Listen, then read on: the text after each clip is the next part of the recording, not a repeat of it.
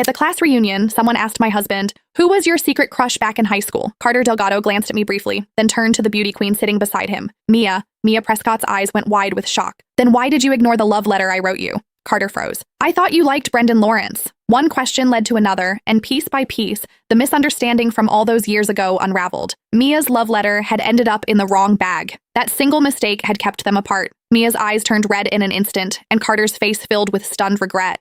The people around us started making snide remarks. "Come on, how is that dramatic? A love letter that just happened to end up in the wrong bag? You don't think someone might have switched it on purpose?" The air went dead. Every pair of eyes in the room turned to me. Most of our classmates had no idea that Carter and I had been married for 5 years. All they remembered was that I was the ugly duckling who'd shamelessly chased after Carter Delgado back in the day. I turned to look at him. I wanted him to say something. Anything.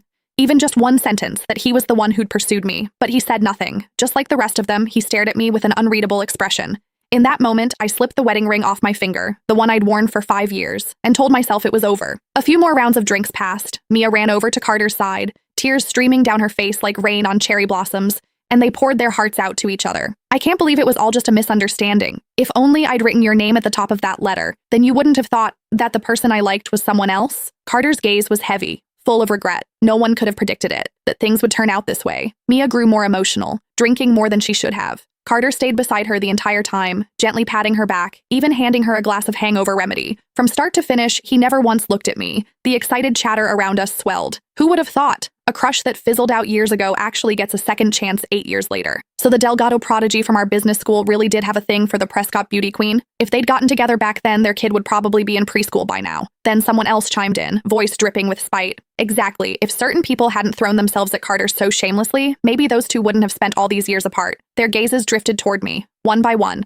Not quite direct, but impossible to miss. I clenched my fists, pressed my lips together, and said nothing. The whispers continued. Then one of the more outgoing classmates slid into the seat beside me, leaning in close. "Serena Whitmore, was it you? Tell the truth. Did you swap the love letter on purpose so those two would miss their chance?" My expression turned cold.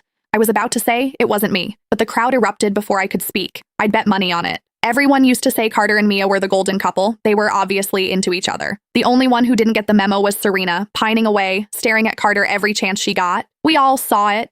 The second evening study hall ended. She'd drag him out to the track field. Who knows what other stunts she pulled. Swapping a love letter? That's nothing for someone like her. Obviously she did it. Do we even need to ask? None of them knew that Carter and I were together. 8 years as a couple, 5 years as husband and wife. They only remembered that I used to hang around Carter a lot. They assumed I was the one chasing him. A lovesick nobody reaching for someone out of her league, desperate to land the golden boy, but they didn't know the truth. From the very beginning,